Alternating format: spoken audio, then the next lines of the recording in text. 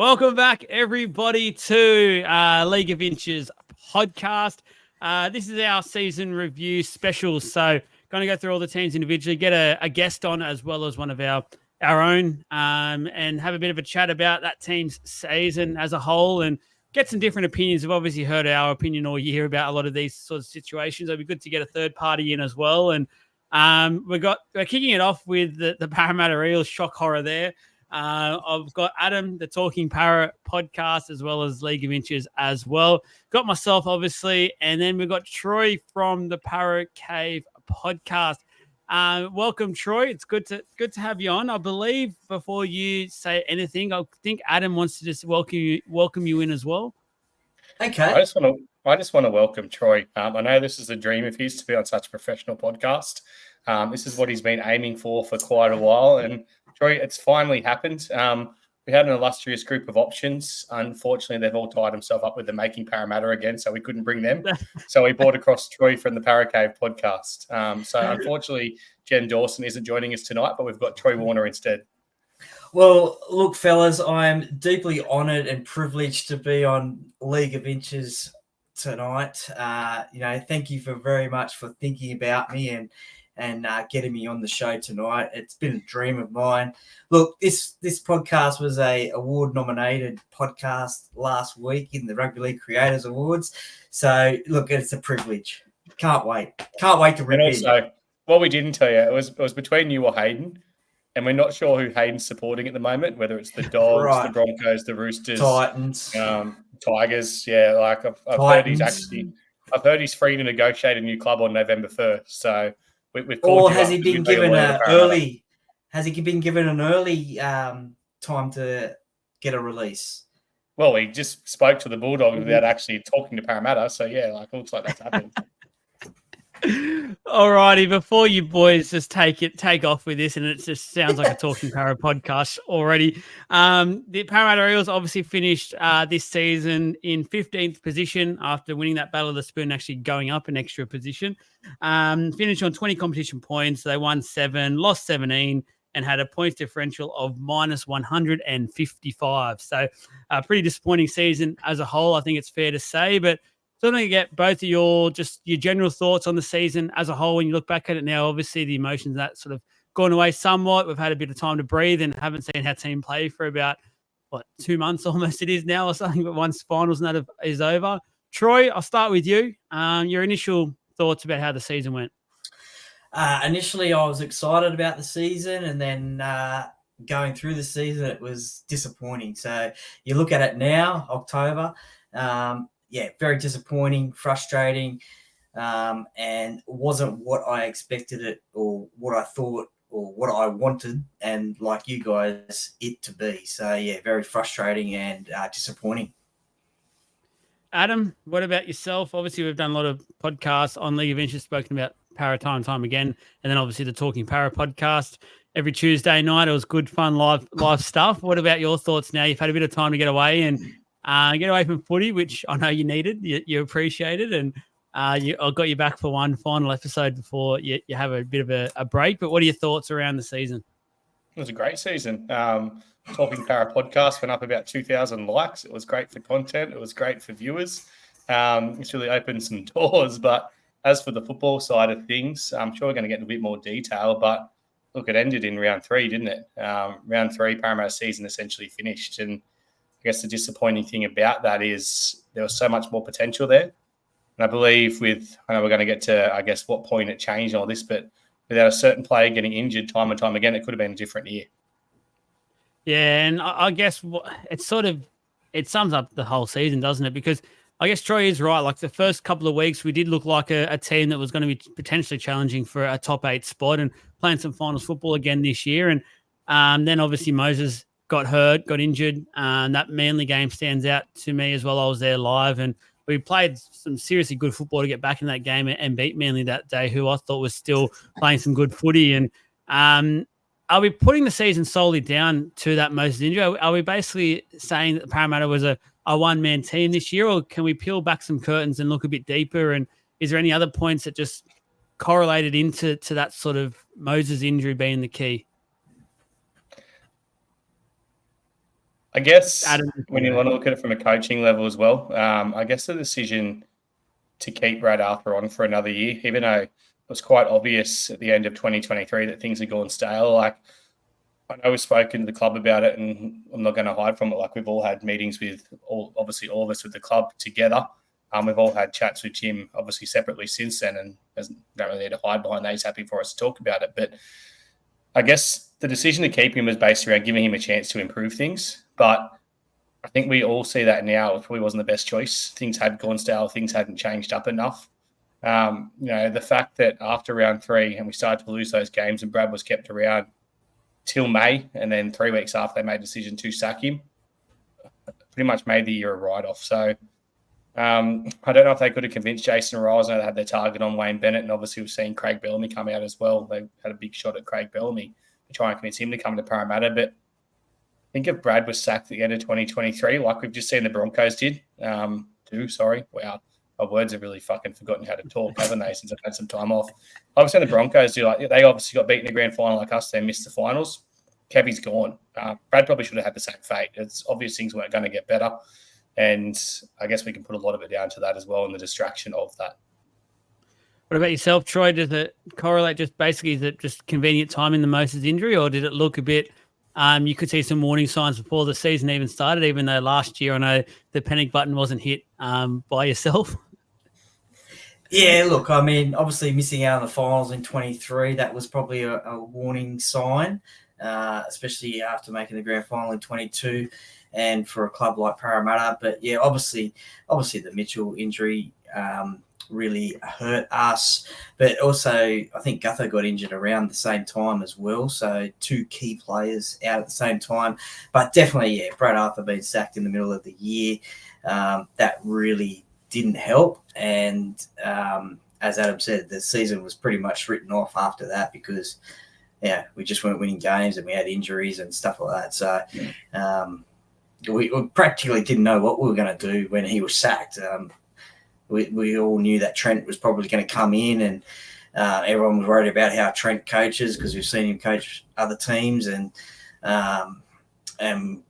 we all knew that depth was a big problem at the start of the year as well. And when those key players did get injured, we didn't have anyone to step into their position. Yeah, it's a funny one because I interviewed Bernie Go obviously a few weeks ago, and he mentioned, like, watching this year, it seemed like to him when Trent took over, even though we weren't really getting the wins, it felt like we were playing a little bit better to his eye. And I guess I didn't really see that at the time, but when I looked back and looked at a few highlights in a couple of the games after he said that, because I was a bit shocked that he actually said those words, and looked at a few numbers in that, it actually sort of backs up what he was saying, that we did kind of improve somewhat as a football team. And that was sort of like, Adam, what do you want to say? Would you like to publicly apologise to Mike Acevo, Sean Lamier? Because they're not the ones that improved. I'm saying that the team overall they majorly improved under Trent Barrett compared to what they were with Brad. I guess, and it helps getting a tap on the shoulder and being told you're free to go. Both those players majorly improved, and I'm hoping with a bit of time off and taking a bit of emotion out of it, you might have seen it now. Maybe not. No, they can keep shopping Micah around. Hopefully he's off sooner rather than later. Definitely better middle than second rower these days. Oh, I can probably do a job off the bench. I wouldn't be starting him as a middle. I could potentially see him have about a 20-minute stint, 25-minute stint in the forwards, and interchange maybe Junior, because we're going to have to deal with him next year, but we can talk about that.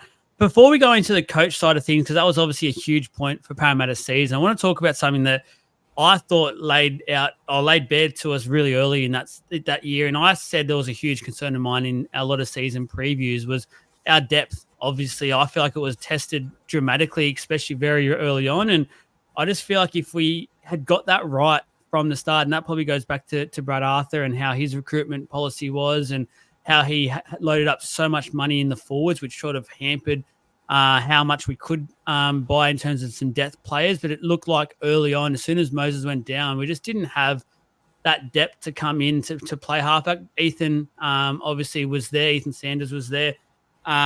But we know the reasons why I guess he wasn't chosen, potentially politics and being off to the Raiders, not wanting to really help his development path. But they were clearly not going to play him, and we had no one else to really back up because apart from probably the last game, DJ didn't do anything, DJ Narcy. So our depth for mine was a huge test, and I could see that. I don't know what the club was sort of thinking at the time, but Troy, was it as doom and gloom for you that the depth side of things, because you can see via New South Wales Cup, etc., that our depth just clearly wasn't there this year, and it was a bit eye opening and a bit head scratching to go into a season like that. Yeah, definitely. I mean, as you just mentioned, New South Wales Cup, they finished down the bottom of the table as well in their competition. So that's obviously no good for a club for the first grade squad. I think also I would have picked Ethan Sanders straight away when Moses got injured. That was obviously Brad's coaching philosophy. He held him back. But in my eyes, if you've got a New South Wales Cup halfback, he is your second-rate halfback in the club. If your first one goes down or goes on rep duties, you just slot that one straight in. And even though he is a rookie and hadn't played NRL before, you just give him a crack and see what happens. And that was early on in the season. We saw a few rookies at other clubs start the season. So it was early on in the season. So he could have developed into that role, but that didn't happen. So, but yeah, definitely. I mean, especially in key positions. Yeah. Now, Adam, what about yourself? Was the depth a major concern? I guess a major talking point this year for the Eels. It seemed that as soon as one or two went down, it was basically season over, which isn't a great thing either, because we've seen other teams like the Storm and Penrith both have their big name players get injured for a lengthy period this year and went on to make a grand final, and one of those teams obviously won it. So, yeah, look, I guess one of the things you spoke about at the start is taking, I guess, the passion away from it after a couple of months off. And I guess 2 months ago, I would have sat here and said, I'll still say the same thing. It's never ideal to start the season without a full squad. I probably would have put that back on Mark O'Neill as our general manager of football, in charge of obviously the recruitment stuff and attracting players. But I'm going to change my tone a little bit, and I think a lot of it comes down to Brad Arthur. One thing he hasn't done really well is progress junior players too, and I guess give junior players a chance if they've earned it. So if someone's playing bad form, let's say e.g. Sean Lane, he hasn't brought in someone like a Matt Dury as an opportunity there and dropped to Sean Lane. And that can be said the same. So if you're a junior player coming through Parramatta, say, like really anyone that's been sitting in reserve grade and you've been playing well, you haven't got an opportunity. So that's why our depth has been majorly tested for quite a while, in my opinion. I since learned Ethan was on a development deal. I know we can obviously apply to the NRL to get the, exemption to get him to play as a 7 and stuff, obviously when Mitch did go down injured, but he hadn't had a lot of first grade experience, experience playing against men is how I'd put it in New South Wales Cup. So I get the thinking around wanting to protect him. I think that then turned into not wanting to give an opportunity once our season was gone to develop him as a player because he was going to Canberra. One thing I will say is the club's majorly obviously corrected this by signing Dean Hawkins for next year. So we've got that genuine 7 there. And that's one thing, whether it be Brad, whether it be Mark, whether it be anyone in the club making decisions, a recruitment manager, really in the last 2-3 years, that's one thing they've really lacked. So good to see they know they've got that wrong and they've fixed that for next year. 100%. I think that's one big area. Other thing. Sorry, I'm going to cut you off quickly. One other thing, you spoke about Penrith and your Melbourne. That also comes down to the coaching because our systems just weren't there. The reason those players are so good, they know they've got to come in and do their role. Now, we rely heavily on Mitchell Moses and we rely heavily on Clint Gutherson overplaying, doing too much, more than he should have to.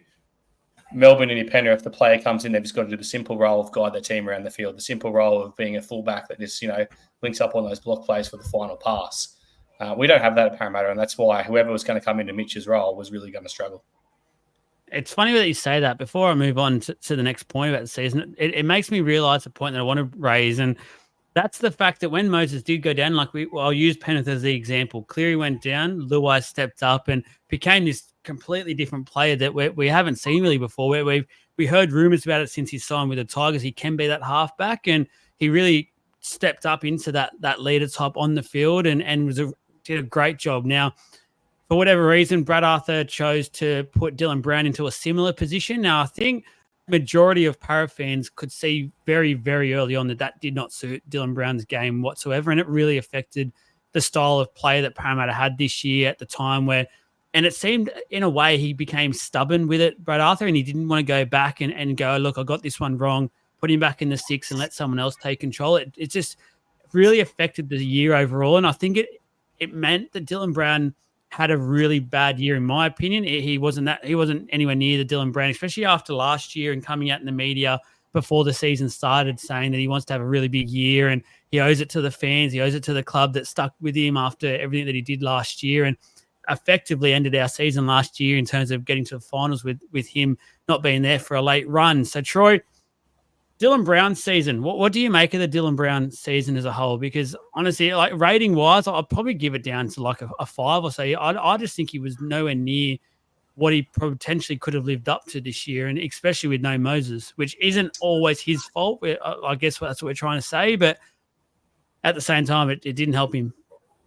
Yeah, no, you're exactly right there. He was played in a position that he's not used to, and the onus was on him to run the team, and 6 is his position. And as you mentioned before, he came out and said, look, I need a big year because I let the team down, I let the fans down, I let the club down last year. That was off field, obviously. And he said that. And look, he was up, he was down. He was like a roller coaster. There was some flashes of brilliance, and other times there wasn't. So very hard and difficult year for fans to watch Dylan Brown just because of that expectation of what we saw. You know, he represented New Zealand at the end of last year as well. And we thought, okay, yeah, this year's going to be his year. Adam, you obviously got a special shout out by Dylan Brown midway through the year. So I don't know if you'll have a little soft spot for Dill, but what do you make of his season overall, and what do you put it down to? There's concerns for the future because what it proved is Dylan Brown is never going to be capable of running a football team. Now, you look through a lot of the NRL, I guess, half and 5'8" combinations, like obviously Luai's left, but you mentioned it, Luai's going to play halfback at the Tigers. You look at Adam Reynolds and Ezra Mann, like when Reynolds retires, Mann will control that team and become the 7. All the strong teams, you look through, their 6 is capable of guiding a team around. What it proved to me, Dylan Brown's 6 years younger than Mitchell Moses. So obviously Mitchell Moses is going to retire before Dylan Brown. Dylan's never going to be capable of running a team. He's never going to be a 7 for us.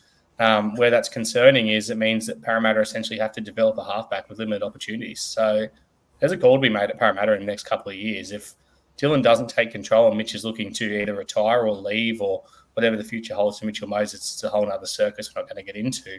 But if we've got a young, genuine 7 coming through the grades, which obviously could happen, I know there's a couple on the potential there to make it happen, and we can bring them into the team to play 5'8", and it means moving Dylan Brown on, it's a no-brainer for me. I think Dylan Brown finds himself on the chopping block in the next couple of years if he can't develop his game and learn to control it. And I'm not saying he doesn't have the ability to, I guess the ability on the football field. For me, what it comes down to is the game smarts and the brains to be a half, like a genuine halfback that controls the team. And his overall performance for the year, I think I just described it. He was lost. He was like a lost little boy out there, expected to step up and he didn't know how to. He played probably 2 good games. That's where Dejan Arce took complete control, or Dejan Arce took complete control. Look, Moses is going to miss games next year. There's no doubt about that. He's going to play Origin. You look at, obviously, recent history. He hasn't really made it through a year of Parramatta without injury. Hopefully that doesn't happen. But if it does happen, we've obviously got the genuine half in Gene Hawkins there. But, like, someone new to the club, I know we're going to play a new structure, shouldn't be expected to do all that genuine 7 work. Like, Dylan should come in and chime in, and he's never taken control of the football team. It's a real concern. It's a lot of pressure on him next year in a way, and there's a question I'll ask down the track in this one, but I guess he might feature in that answer quite a bit. But when you can consider that the high possibility that Moses won't feature at some point next year, whether it's for, as you said, injury or Origin, you can probably put into that potentially Gutho maybe leaving as well. That's 2 huge players into this team that basically carried those loads of carrying this team and directing them around the field. It'd be interesting to see where Dill Brown fits into things next year and just how he decides to play and Riles decides to how his style will play, because there's no doubt even this year, I know he struggled with the attack side of things. He was still, for mine, one of the better defensive halves in terms of a lot of his cover defense. He's always there making these effort plays, and I I think we all appreciate that side for him, but it's got to the point where we need him to be a lot more in that attack side of things because we know how good he can be. This is I guess we're trying to be positive with him because we know how good of a player he can be. Just simply for probably almost 2 years now, he just unfortunately hasn't got to that stage of his career where he was by that stage where the grand final year happened. Talking about obviously the big thing that happened this year was the Brad Arthur sacking Troy. Was it the appropriate timing to do it, in your opinion? Reasons why not? What was your looking back on it now? If they had a backup plan straight away, potentially it could have been the right time to do it. Looking back on it now, I probably still would have given him the season anyway because we see a mid-year sacking is for most clubs is a distraction, and unless you do have that backup plan straight away, making the grand final 22, you can understand 23 missed out in the final, so obviously he was going to be under pressure coming into 24. I just didn't think it was the right timing. I probably would have done it at the end of the year, see how that went, because we all knew we obviously had those injuries, and obviously he couldn't see what he could do with the team with those boys coming back into that side. It's always a hard one. If you had a backup plan straight away, sure, go for it if the team's not performing.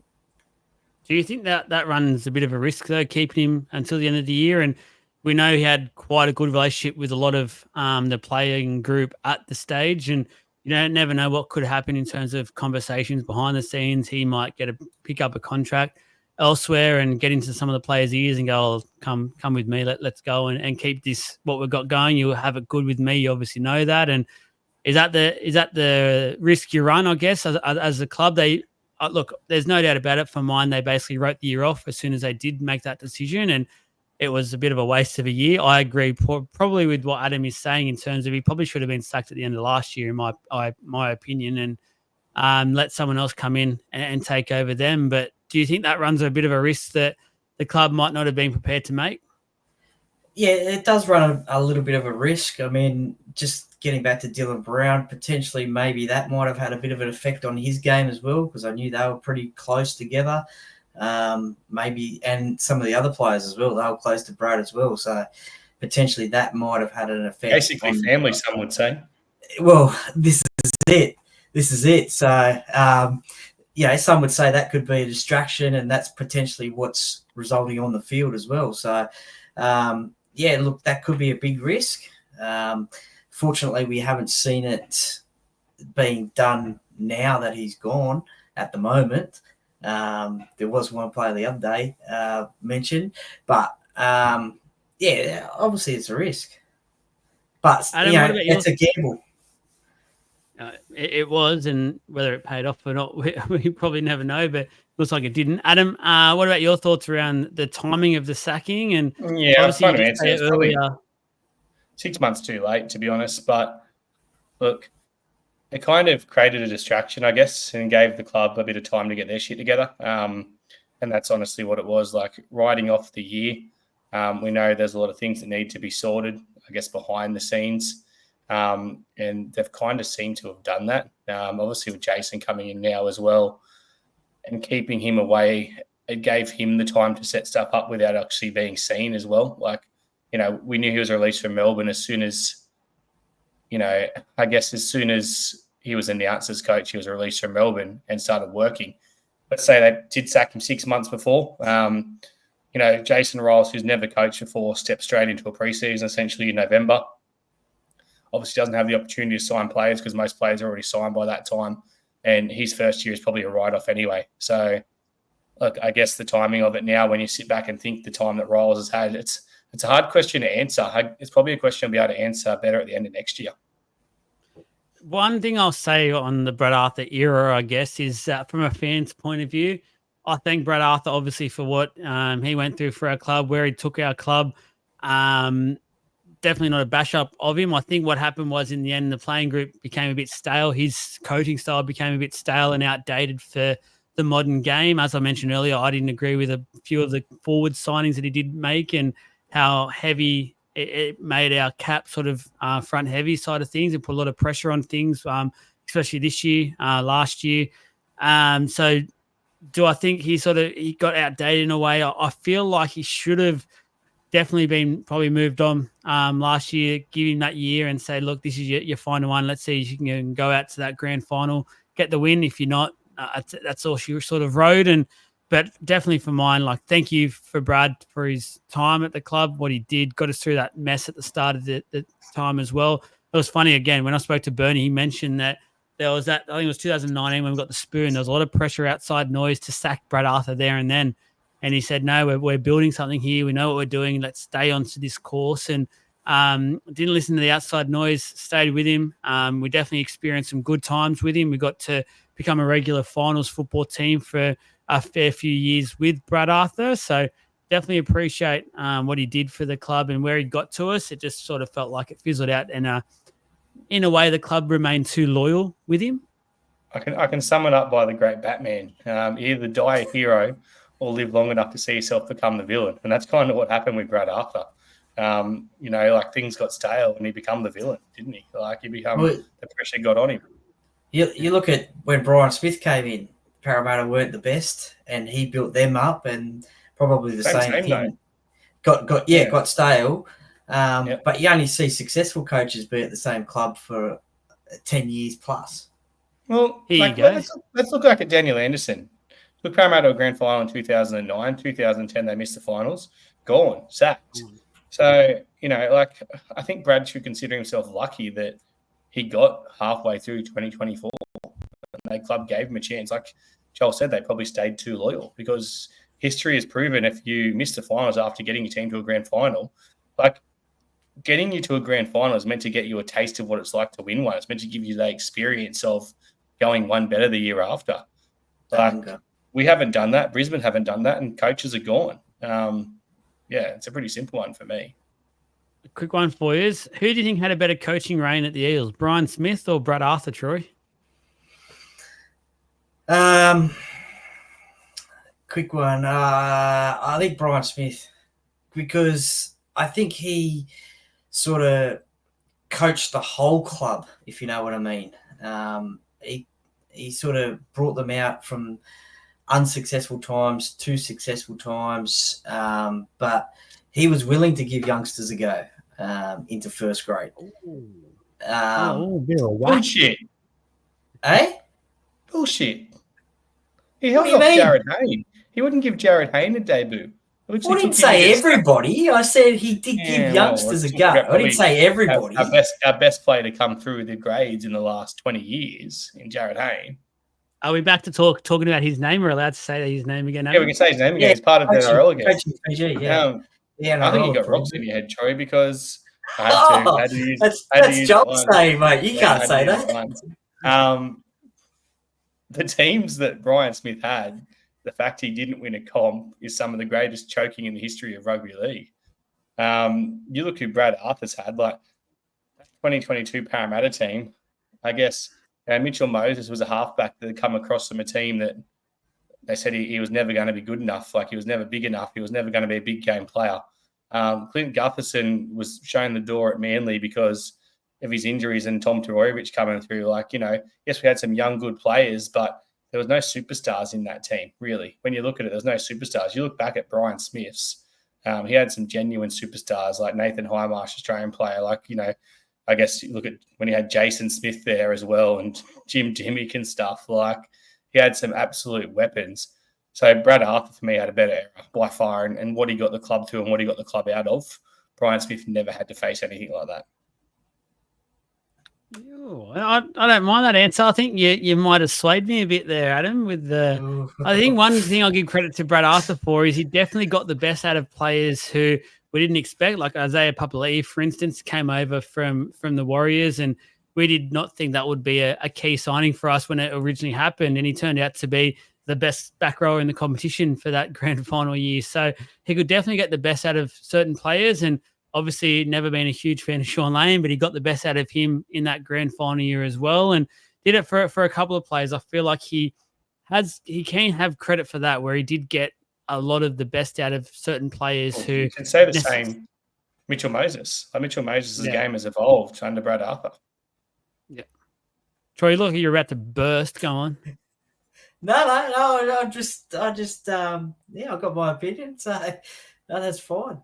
There's a bit of content in that for bit of content in that for all of us, I think. But no, I just think how many ex-players talk about the coaches that they've had. So that in glowing terms, in terms of those players that played under Brian and those players that played under Brad.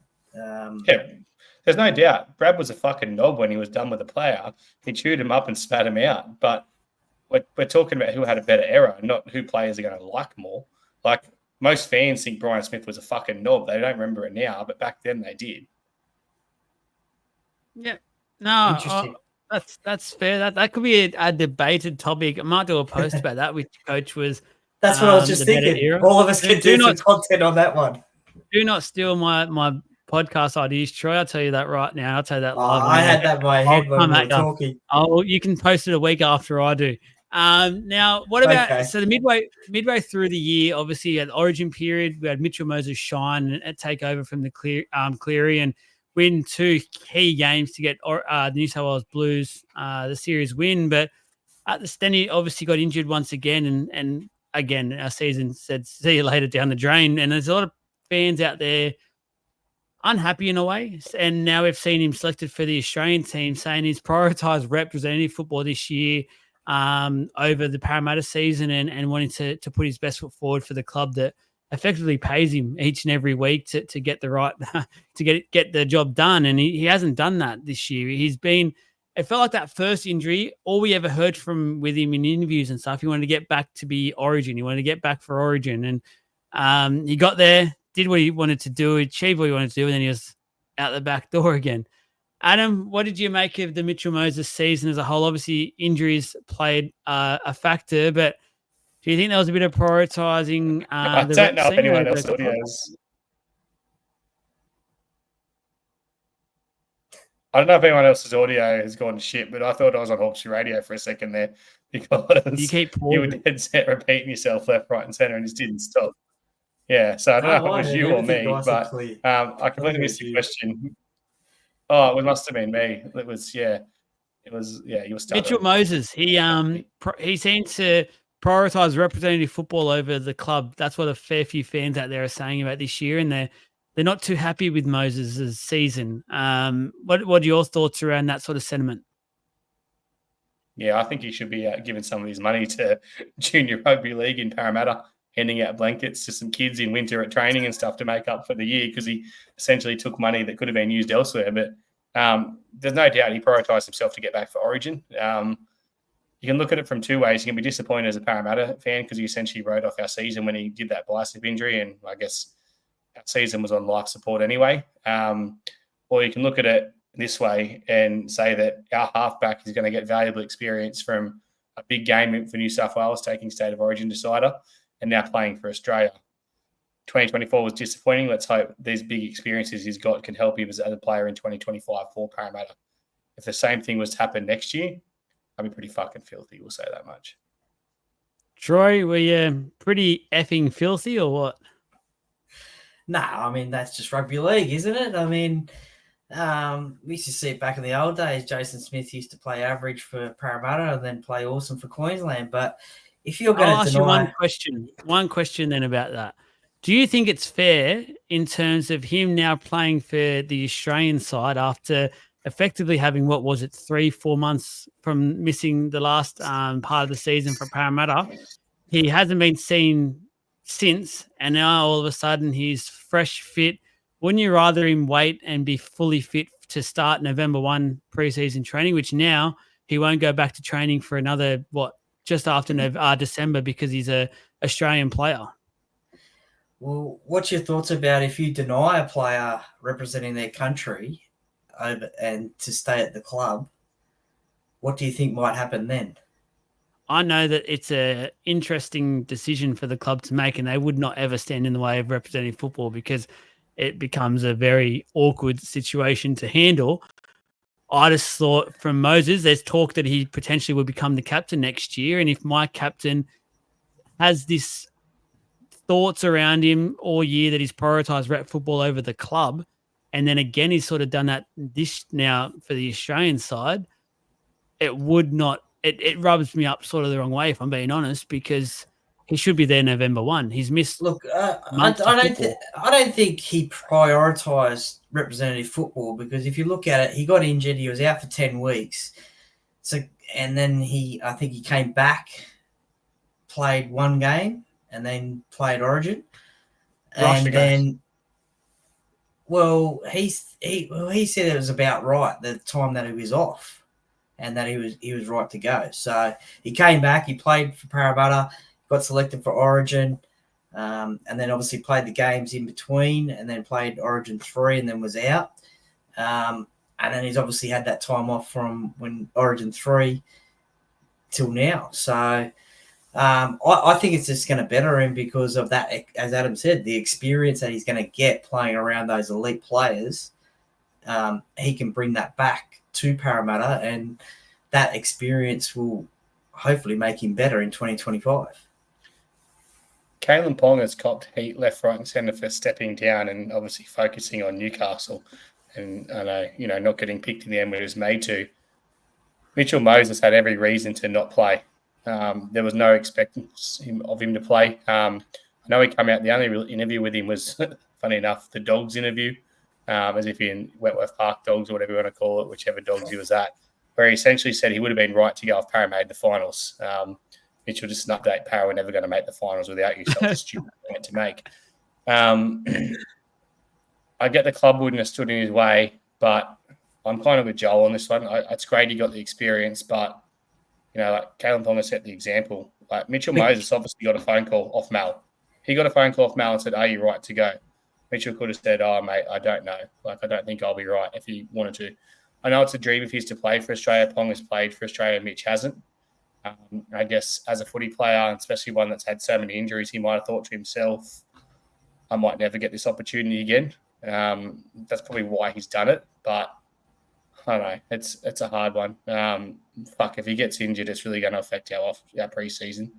Hope he doesn't, but if he does, you can essentially write off 2025, especially having to learn a new structure. Does he play in trial games then? Because he might get injured in trial game. It's the same. It's not about that. It's not about that. He could get injured in round 1. He could get injured in round 10. He could get injured in round 26 as we make the finals. The fact is, your off-season under a new coach is the most important time as a halfback. He has to learn how to control that team under a new structure under Jason Riles, and we know he's going to play a different style. You can see by the players he's signing, small forwards, it's going to be completely different. Looks like it's going to be very Cronulla-based, Cronulla-Melbourne-based, relying on those small forwards, those decoy runners, your halfbacks and your halves combining, your fullback being a lot whippier. Mitchell Moses' speed is going to be a massive asset. If Mitch isn't there to guide that team around the park in the off-season where they get the ball in their hands, it's a massive loss. But then isn't that a better thing to have Dean Hawkins there doing that to understand what's going on? He's half the player. Because a third of the player. I know that, obviously, but he will be there. And then do you think Parramatta can win a comp with Dean Hawkins as their halfback? No, because obviously Mitchell's better. He answered your question there. Exactly. No, but he's going to gain that experience of what Jason Riles wants. He's going to gain it anyway because Dylan's not going to be ready to go with his ACL for that stuff. So Dean's going to be playing 5'8" next to Mitchell Moses. If they're both out, Dean's all of a sudden playing 5'8" next to him. Who fucking knows? Because we haven't signed another 5'8" yet. So, we need a fit Mitch going into preseason. That's the end of that. Yeah, I just thought it was worth noting because for mine, as I said, I just think he should be there from November 1 and put in the hard yards after a season, which obviously he can't control injuries, but it just for mine, and a few people have said it to me, it just doesn't look great from a fan's point of view that he's basically missed the whole year. He's probably played more rep footy than he has club footy this year. And that's a weird sort of way to look at it. The boys are going back to training, I think, the week. They're not going back November 1st. I believe they're going back the 11th of November. Okay. Well, they get an extra bit of a break. Lucky them. So really, if they wanted to, they could say, you got no time off, Mitch. You've fucking had half the year off. See you day one of preseason. That's what I'd be doing if I was a coach. You're a leader of And this if club. he's You want going to be captain. if he is reportedly going for the captaincy next year, if Gutho does end up going, we'll touch on that shortly. But I'd expect him to almost do that, like have a small little break, but at least be there. You don't have to be running around, but at least be there, learning things, talking to the guys, getting the structure in place, and being physically there. I just think if you're going to be the leader of the club, you've got to make sure you go that extra mile, especially after the year or 2 years we've had. I think the club, that's what they deserve. When I talk more about the season, there's not really much to talk about because it was just a huge disappointment in my eyes. We ended up battling for a wooden spoon, the spoon off the spoon battle. Spoon bowl. It's Spoon been bold, bowl. mate. God, hasn't been that long. Yeah. Honestly, I don't even want to refer to it like that because I'm embarrassed that our club basically was in that position. It just should never have been in that position. I've always spoken about it, and the fact that it got there, thank Christ, we beat them and beat them quite convincingly in that game because I hope we're never in that position again. But it was disappointing. There isn't really that much to say on the rest of the season, just other than it was disappointing. Is that correct, Troy? Yeah, absolutely. I said it before. Disappointing. All excited at the start of the year. And especially after missing the finals in 23, you think, okay, we're going to get back on the horse and get in those finals again and, see what happens. But, just all unraveled and, very disappointing. The only, I don't know if we're going to touch on it soon, but the only highlight for me was the fact that Trent Barrett blooded 7 or 8 new first graders. That is the positive That we haven't seen in 11 years. Half of who aren't up to first grade standard, if we want to look at the negative. Positive spin on it, Troy. Talk about that part of it. That's obviously the highlight of, I guess, the season is the fact that we did get to see some of these young guys blooded. The highlight was obviously Blaze Talangi, who has left the club and joined Penrith to be Nathan Cleary's halves partner. Credit to him on that one. What an upgrade. But talk about your positive for the year is obviously those juniors and obviously the fact that them like Charlie Geimer, etc. All got some quality time. Yeah, definitely. And, we all want players to get first grade experience, I guess, if we need to have players playing first grade, which we did this year with all the injuries. But you mentioned Blaze there. Obviously, he was the standout of those debutants. But for me, he only played 1.5 games, and that was who you mentioned as well, Charlie Geimer as well. He was outstanding in his debut, and unfortunately, he only played, as I said, 1.5, 1 3/4 games, and then out with that knee injury, I think it was. So that was a positive and a highlight for me. I think hopefully we can see a lot more out of him in 2025. Adam, what about your thoughts around the junior talent we did get to see debut? I know a few of them have left the club now. Blaze, Ethan Saunders, and Matty Arthur, obviously, as well. But what were your thoughts? Sorry, I didn't think I was going to get a go. Mr. lives in a household used to disappointment. Just summed it up actually perfectly. There wasn't a lot to report about it. He's nailed it. I guess I'll say, I know he's gone, but Mulatalo, obviously Jake Targo, I'm not going to see much first grade football next year. They weren't up to it. It's kind of that thing. I know Dan Kerr obviously come in and made quite a few games. I think someone like Dan Kerr. He's going to struggle to get game time next year because there should be blokes doing that. I'm saying this as respectful as I can because I've never played first grade football myself, but they're fringe first graders. They're the kind of players your club turns to when I guess they have a bit of a desperate year, and we did have a desperate year due to injuries and lack of depth. But he's nailed one, like Charlie Geimer, whatever it is. I know he's only on a development deal next year as well, but we've lost some of our best young up-and-coming players in the off-season, Arthur Miller-Stevens, Richard Penasini, due to injuries. So to have 8 players come through and make their debut, whether they're up to it or not, just, I guess was one of the positives. In a pretty hard year to find positives, especially when one of those best ones is obviously gone as well. Yeah, no doubt about it. Now that was basically the season on the field in a nutshell, which There wasn't that much to report on, nutshell. unfortunately, for Parramatta fans. Don't ever do that on my podcast ever What again. was Troy. that? That was absolutely Austin disgusting. Powers, nutshell. you, Oh, nutshell. How do I get in this bloody big nutshell? That was you back at the Royal Oak, bloody 1980 something, just tearing up a dance floor. I feel sorry for the ladies that witnessed that. Let's talk about, obviously, Parramatta. There's always off-field stuff that goes with the club, and we're still seeing it to this day. It's carrying on. But first of all, the Jason Rolls appointment. I want to get your thoughts quickly. We have spoken about this in the past, but it's now moved on. We've seen some of the initial pieces of the puzzle getting put into place for all the Jason Rolls era. Are we happy with how things going? Let Adam take off this one first so Troy doesn't get to steal his words again. Yeah, look, just on the actual appointment, I thought it was way too drawn out and took way too long. Jason Rolls has been the next man in line for every coaching job. We always knew he was going to be the favourite. And, eventually got to the point he was appointed. I guess sitting back now, we've obviously seen the news. We've heard some stuff with, had a bit of a face-to-face with someone high up in the club talking about the Jason Rolls era, which majorly helps. It all sounds good. It all looks positive, but one of those things where time will tell. Troy, what were your thoughts around the appointment? Well, as Adam said, it took too long to appoint a coach, number one. If you're going to sack a coach, then you should have a plan in place and try and activate that really quickly. I know that there was thought that they have to get this coach right, who they select, but positive sign. I think that first interview that we all saw was pretty positive. He was upbeat and has got a lot of plans in place, and he's obviously been the number one coach in waiting for a long time. Can we ask you a question about that interview? Sorry, we know you're all about jobs for Para and supporting the boys and being a Para fan. On a scale of like 1 to this tape,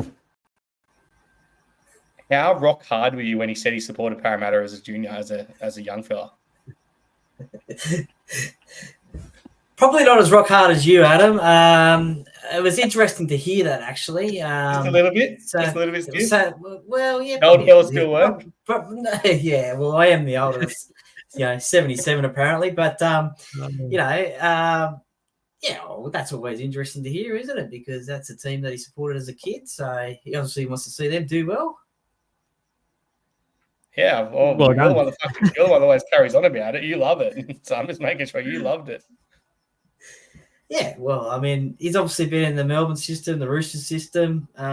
So they've been two of the best teams over the last 15 years or so. So he's obviously seen what those coaches have done, and hopefully he can bring a bit of that to Parramatta and a fresh face in the place. So it'll be good to see how he goes next year.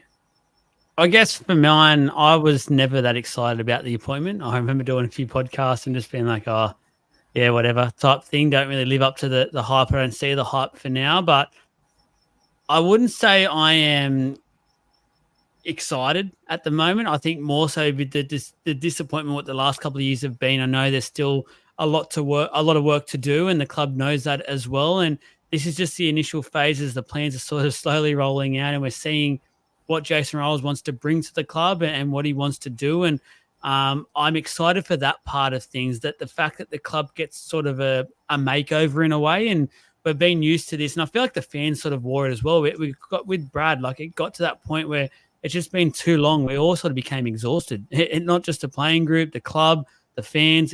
We knew what was happening. He was going to bash the crap out of our forwards. And if that didn't work for the first 10 minutes, we knew straight away we're probably going to lose the game because that game plan's out the door. And we know our defensive structure was always come in, and our wingers would always be 3-man in, and they'd be walking over the line. So it was sort of got a bit frustrating towards the end, a bit tiring. But the other thing on the agenda, I guess, we've seen RCG has left to go and sign with the Titans.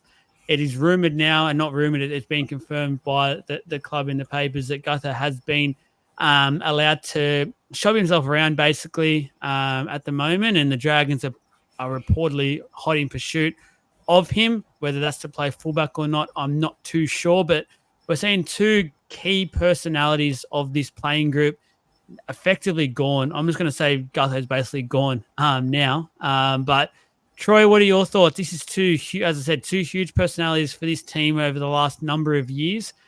Massive holes. Are you pleased with what's happened, or you're treading a bit cautiously? Well, with RCG, as a fan, obviously I'm disappointed that he has left the club. He was the Ken Thornett medal winner this year. So, look, I'm obviously disappointed that he's leaving the club. But also on the flip side of that, I'm not disappointed that he has left the club. because of a press conference that he had when Jason Riles was appointed. To me, it just didn't look like he wanted to be there. That's from a fan looking, not on the inside four walls. So, look, not really disappointed about that. Wish him all the best up there. Thank you for playing in the blue and gold. As for Gutho, well, that's an interesting one. Again, it is, I guess, I spoke about it tonight on radio about, I guess it comes down to a couple of things. His age and the money that he's on.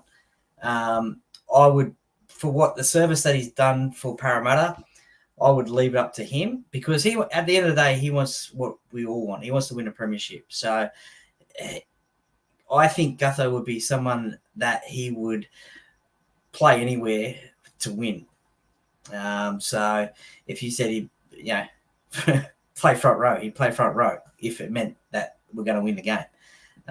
That's the sort of player he is. So I just think it's going to be an interesting one. I actually had a dream last night that he's going to the Roosters. So yeah. You're always dreaming about top, aren't you, Troy? Gutho, you can see it's easy tonight knowing that Troy from the Parramatta podcast has dreams about you. Hopefully it wasn't wet. No, it definitely wasn't, mate. Definitely wasn't, but I don't know how I got that. But it's going to the Roosters, apparently, not the Dragons. So there you go. There's a bit of a scoop for you. Adam, what are your thoughts around both of these high-end personalities, I guess, and big-time players for the club? Looks like time has finished at least for one and potentially the other. Yeah. First of all, sorry for all those watching the video. Just got a bit of vertigo watching me go up and down on my stand-up desk. Troy spoke that long, the arse started to get sore and I had to stand up.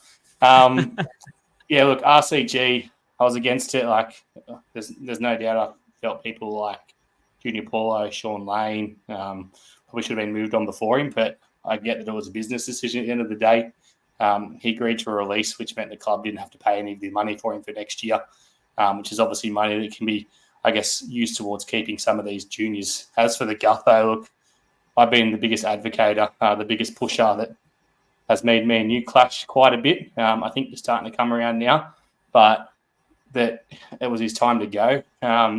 He's always been an effort player, and I guess he's like Brad Arthur with that. The effort's still been there, but he's just not what he used to be. He's lost his speed, his ability to, I guess, get across and make those defensive. He was still doing it for 60 minutes of the game, but then he was struggling so much. And, I guess the style we're looking at playing under Jason is needs a fast fullback that can be there all the time. Like, I can't remember what game it was I watched. I think it was a game against the Roosters. I sat up in, I guess, the cheap seats because there was a bus load of us come down. Now, the benefit of the cheap seats is you can see a lot more backline moves sitting behind. And I was watching Gutho struggle to get to backline moves, and that's where I knew his time was up. So, look, $950,000 to play 14 next year is way too much money. I believe Gutho has played his last football at Parramatta. He will go to the Dragons. They're kind of the only ones chasing him, so that's where he's going to go. Roosters. Yeah, you've got rocks in your head. Said it again. That's fair enough. It's rubbing off on me.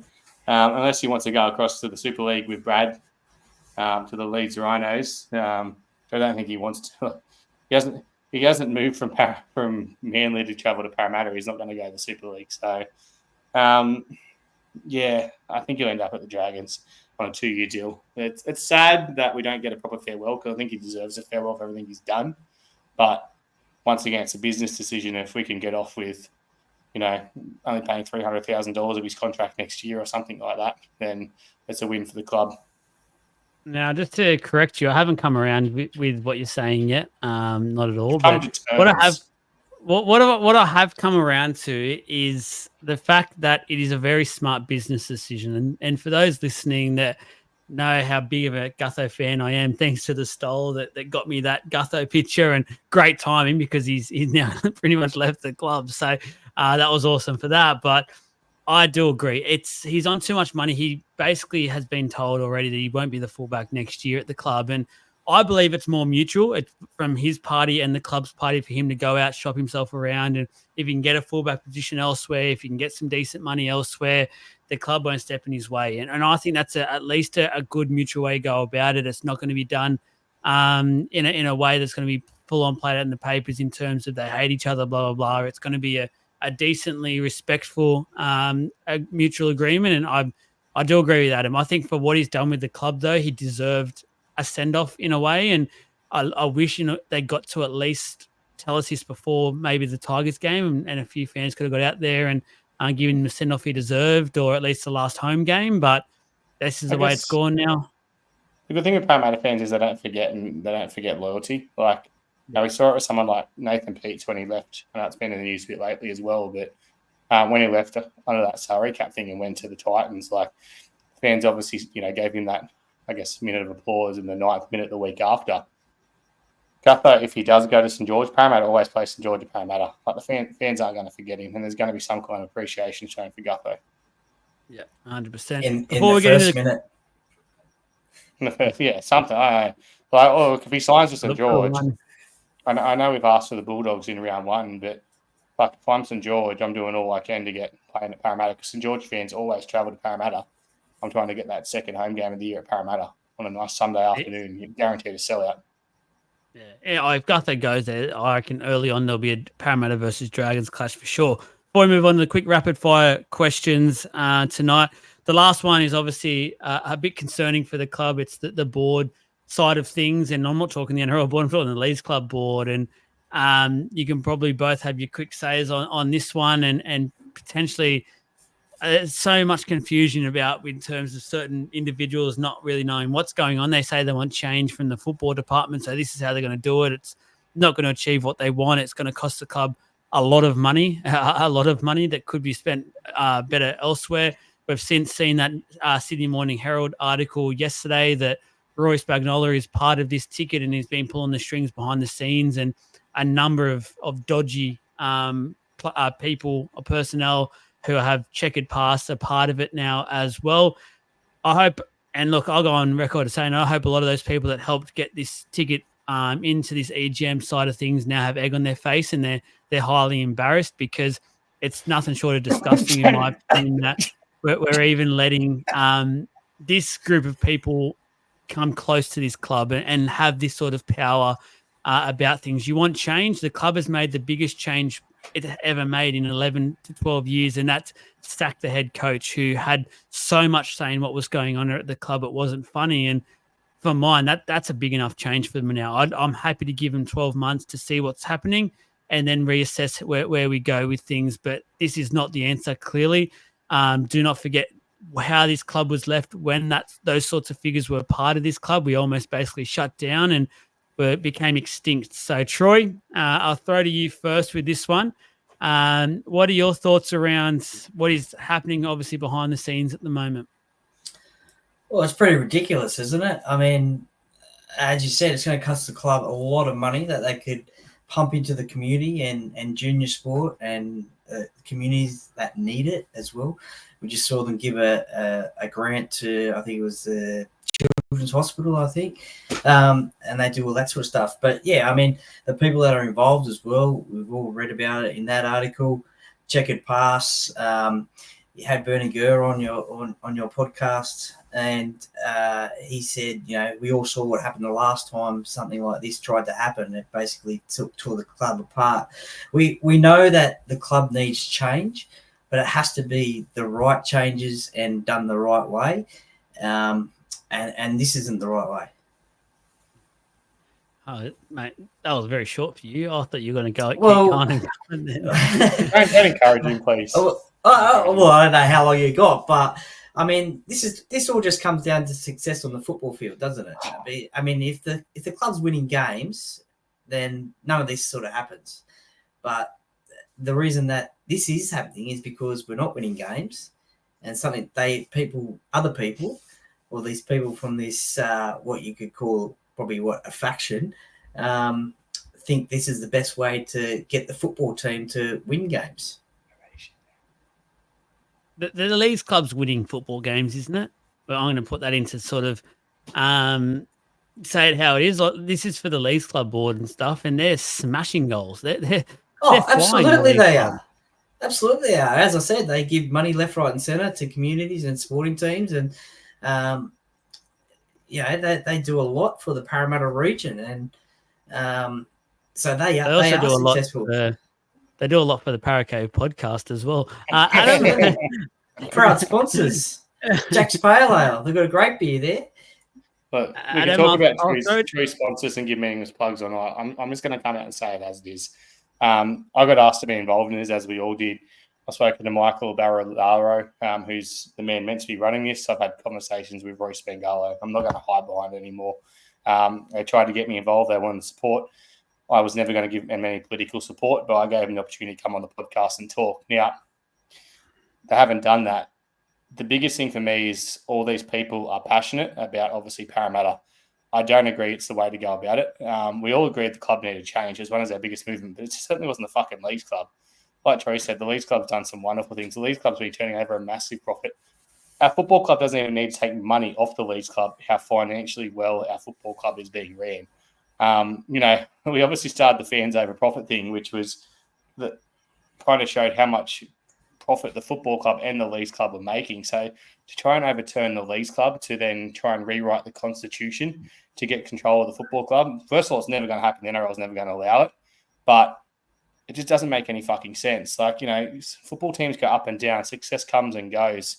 And we all want to change. But the club knows that, and I'm talking about the football club, your CEO, things like along those lines, they know that things need to change. Now, we got this wrong. We tried. We wanted Mark O'Neill sacked. We wanted Mark O'Neill out because of some things we believe. We've since had information, obviously, that I guess the current way the club was set up, or the way the club was previously set up, his job wasn't really made easy. That's all I'll say about that.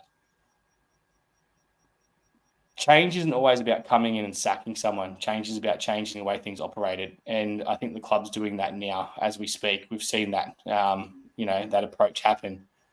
As for this movement, it's a total fucking waste of money. The people themselves have pretty much told me they don't think they'll get in, but they want to prove a point. As for the legends, respect to everything they've done for the club. Do I want them running a football club? Fuck no. And all they want is to be more involved with the club. They want to be involved with training. They don't just want to turn up at members' events and stuff like that. A lot of that come down to Brad. Brad didn't want that. So if Jason obviously does allow that, we might see some ex-legends involved in it. But these guys have just completely fucking burnt their bridges the way they've gone about it. And look, let's be honest, Roy's got him involved. There's obviously some other people. They reckon they haven't picked the people they're going to run for it. Let's just hope it fucking doesn't happen and the EGM gets voted down. $200,000 wasted, like Tori said, that could have been used elsewhere. Yeah, I've seen figures that it could be upwards of 300 plus as well. It's just ridiculous money for something that there should not be anywhere near. As I said, the club, it's disgusting that it's gotten this far, and I hope there's some people out there who were very vocal in bagging. I know both pages out, the Talking Para one, my page, whenever I put something up about it.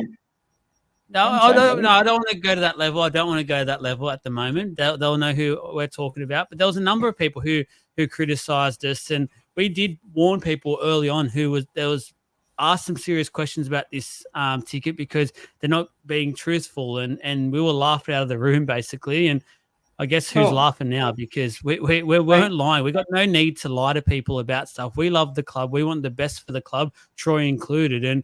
But there was reasons behind what we were saying. Like, just because we're not the Daily Telegraph, just because we're not the Sydney Morning Herald, doesn't mean we don't know certain things that are happening, or we don't have opinions and the like, and we can't be trusted in terms of what we're saying. We can be. I think we've proven this year that, yes, we've been harsh with a lot of stuff that we have said.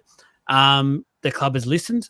We've got the club's attention, which was originally the plan, and there's people out there, and Adam, I'll ask you this question before we get to these rapid fire, because there's people out there bagging you saying, oh, you've gone soft now that you put the photo up with Jim, and oh, you obviously got inside mail now, blah, blah, blah. But you got to achieve what you original goal was, which was talk to the club and put those points directly to them and say, this is what we want change. We want better interaction with the players. We want the crowds to have a better game day experience. Like, this is all for the crowd there. I don't know why people continue to bag, first of all, you and the page out.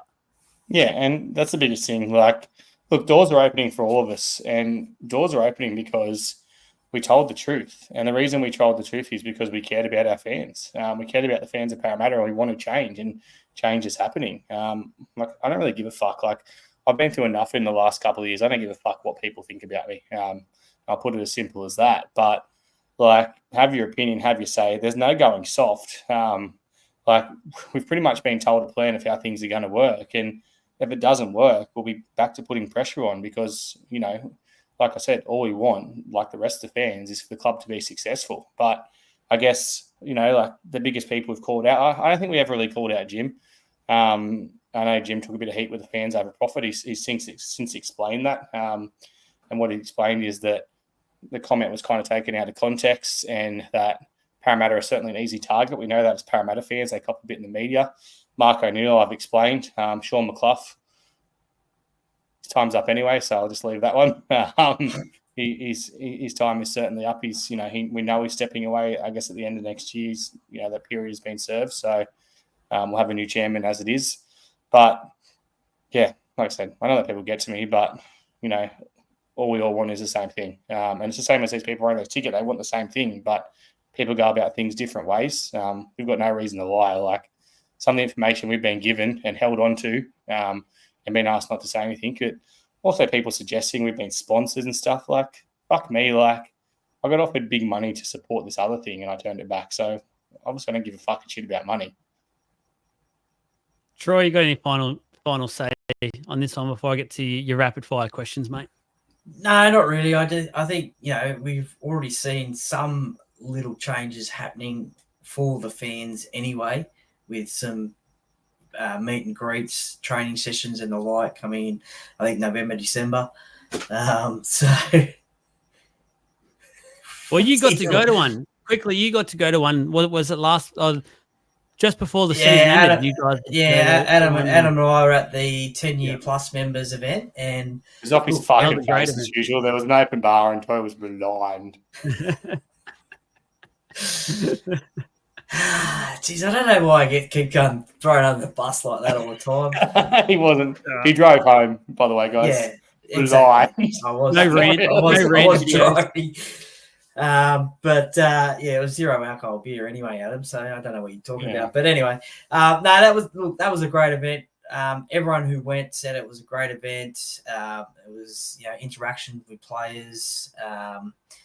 Comments from players. We actually found out that night that Jermaine Hopgood re-signed for another 2 years, probably before everyone else as well. So, look, that the wheels are in motion for, you know, these fan events. As I said, November. I think there's one in December as well, and then early next year as well. So we'll see more at away games. So, look, if you want change, you just have to go about the right way about doing it, and obviously this way is not the right way to do it. Relentlessly bash the club for months like we did.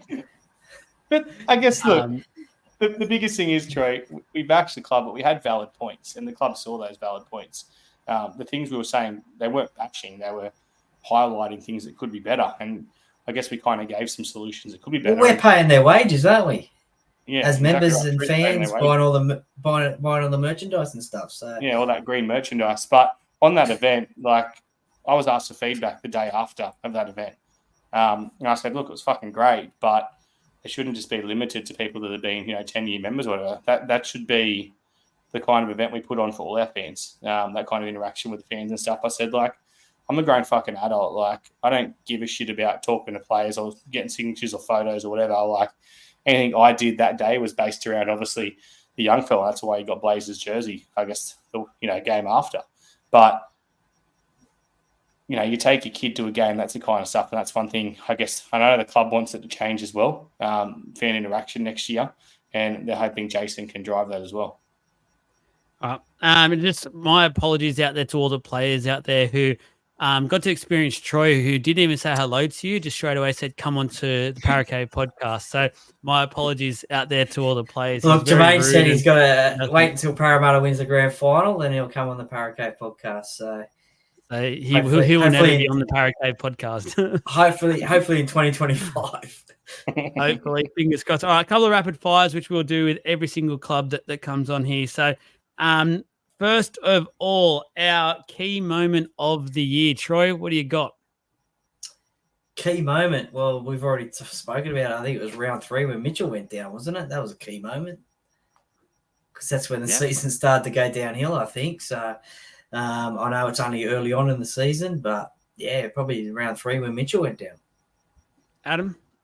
Yeah, he nailed it. I guess the other key moment was when realised it was all over after that second half against the Dolphins. I kind of knew we were in for a long year after that.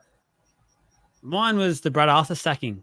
Just obviously a huge turning point for the club as a whole. As I said, like 11 odd years, a complete change. And I honestly do think it's the biggest change the club has made for some time. And we've got to give him some time here to see how this change goes, whether it was the right or the wrong way to go about things. Surprise packet of the year. Adam, I'll let you go for this one so Troy can't steal your thunder. Yeah, Gerald and Gowie. I thought he majorly stood up when we had some injuries and played probably the most consistent football out of anyone. Troy? Well, probably one of the rookies, Charlie Guymer. I think he was a surprise packet when he came out on his debut, and hopefully we can see, as I said before, a lot more of him in 25. Well, for mine, I was calling for basically his head at the start of the year, and I just didn't rate him as a player, and just being brutally honest there. And I hope to catch up with him and shake his hand and say congratulations, because I think he had a huge season when he was playing, and that's Bailey Simonson. I thought he was huge, and if he continued to play, I probably would have given him Player of the Year because he just tried his backside off when he was playing and before he did his knee, unfortunately. Who needs a big 2025? I think there's a player that's going to basically take all the votes that we've already spoken about here, Troy. Junior Paolo. He's not playing any internationals this year. Obviously, he had that foot injury, I think it was, at the end of the last year. Another player we missed throughout injury, so hopefully he'll come back fresh for pre-season training and have a big off-season. And no boxing this off-season, I don't think, either. So not focusing on it? Hey? He's not. I don't think you should ask him to focus on it. Definitely not against me. That's for sure. I'm a lover, not a fighter, but yeah, I think he's in because he's copped a lot of criticism this year as well. Again, probably for his pay packet and the like, and his performances. So I think he's up for a big 2025. Adam, I know you're expecting me to say Junior or Dylan, but I'm not, because I don't know what to expect from Junior and Dylan. I think he needs a big year. I just think he needs a year of consistent football. I can't separate the two, and it's Jermaine Hopgood and Mitchell Moses. I think Mitchell Moses owes the club in 2025 for missing so much football and, as I said, focusing on the rep football.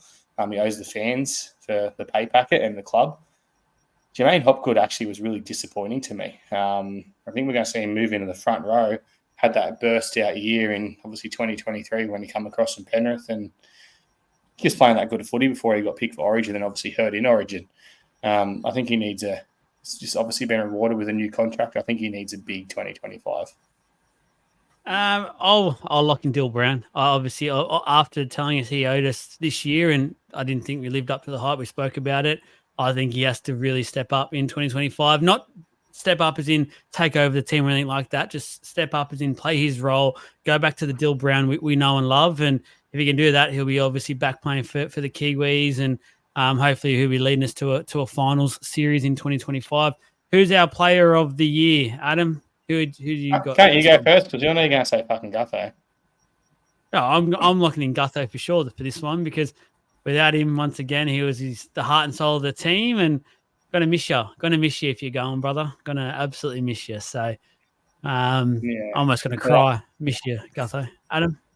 I guess the test of a character, a person, as a player, as a person, is when things aren't going your way and someone needs to step up. And, like it may not be your day every day, and it may be harder when, blokes around you aren't giving their all. And that's certainly what we saw this year. That's why I can't go past Jonathan Gowie soon still. I thought, Junior went down.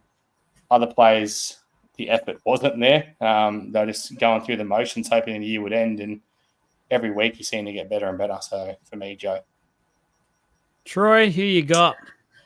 Well, I would have said Bailey Simonson if he played the whole year, because he certainly was until he copped his knee injury, unfortunately. But, probably Gutho, I'd say. Every week on the Talking Para podcast, we used to say who is your player of the match, and his name used to get mentioned a lot. I didn't see how RCG got the player of the year at Parramatta this year, to be honest. He had a good couple of games, but not all season. But yeah, Gutho probably for me. I think Brad voted for it, so Brad goes, "I'll give you one last parting gift." Well, he must have had a cracking 12 first rounds then that we didn't see.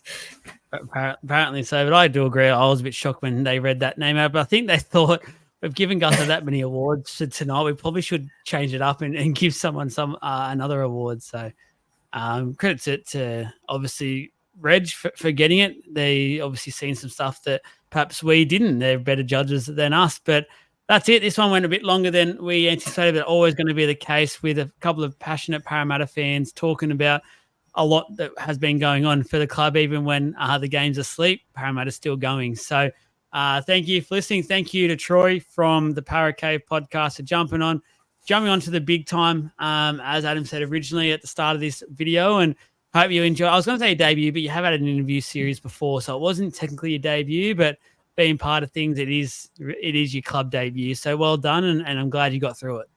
Thank you very much for having me. And as I said at the start, honoured and privileged to be on your fine show. No worries, mate. And Adam, mate, Talking Para once again. If you haven't, go give him a follow. A bit of a break at the moment, but I'm sure there's still a bit of posts filtering around, and who knows what Adam's plans are for next year or whatever. Do you want to give anyone a sneak peek about what potentially could be happening, Adam?